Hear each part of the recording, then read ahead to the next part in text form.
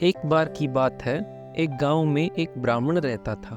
वह सुबह उठता, नहाता, पूजा करता, खाना खाता और फिर सो जाता। उसके पास किसी भी चीज़ की कोई कमी नहीं थी। एक बड़ा खेत, खाना पका कर देने वाली एक सुंदर पत्नी और 2 बच्चे भी उसके साथ रहते थे। सब कुछ होने के बाद भी ब्राह्मण के घर वाले उससे बहुत ही परेशान थे।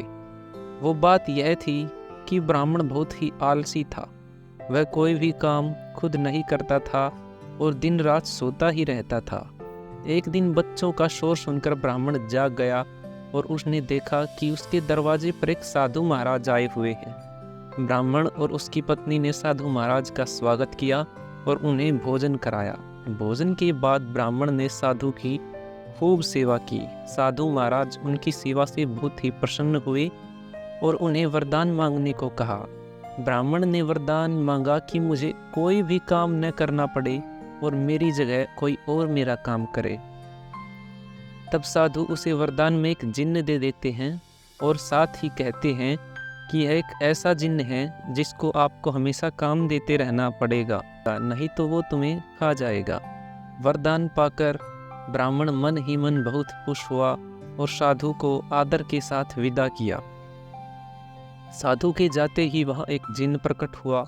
पहले तो ब्राह्मण उसे देखकर डर जाता है, लेकिन जैसे ही वो ब्राह्मण से काम मांगता है तब ब्राह्मण का डर दूर हो जाता है और वह उसे पहला काम खेत जोतने का देता है। जिन्न वहाँ से गायब हो जाता है और ब्राह्मण की खुशी का ठिकाना नहीं रहता। कुछ ही देर में जिन्न फिर आ जाता है और बोलता है कि खेत जोत दिया, दूसरा काम दीजिए। ब्राह्मण सोचता है कि इतना बड़ा खेत इतनी जल्दी कैसे जोत दिया।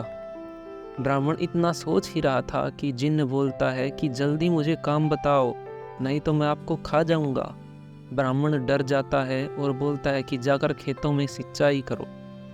जिन्न फिर वहाँ से गायब हो जाता है और थोड़ी देर में फिर आ जाता है। जिन्न आकर बोला कि खेतों की सिंचाई का काम हो गया है, अब मुझे अगला काम बताइए।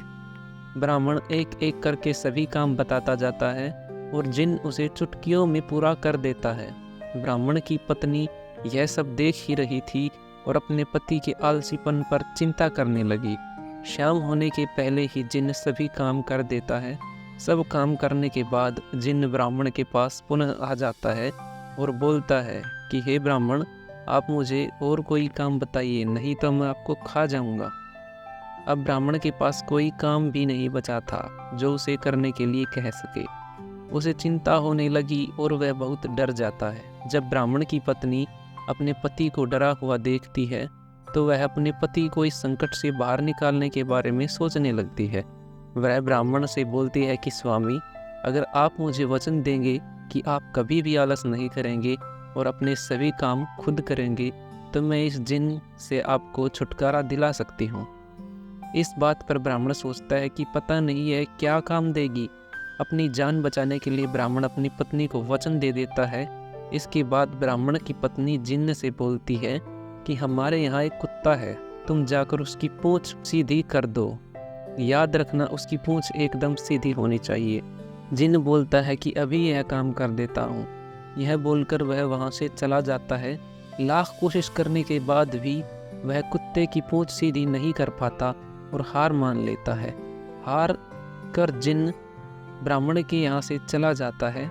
उस दिन के बाद से ब्राह्मण अपने आलस को छोड़ सभी काम खुशी खुशी करने लगता है और उसका परिवार भी खुश रहने लगता है।